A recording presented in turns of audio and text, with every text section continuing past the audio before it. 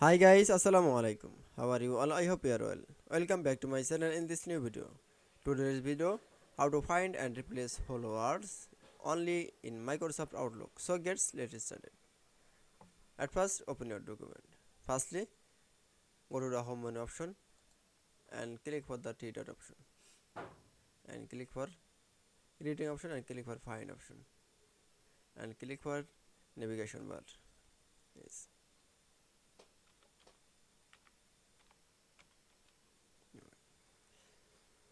Then show the word is find and highlighted.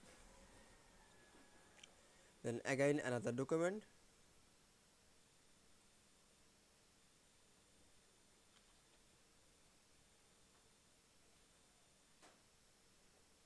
Then words is find and highlight.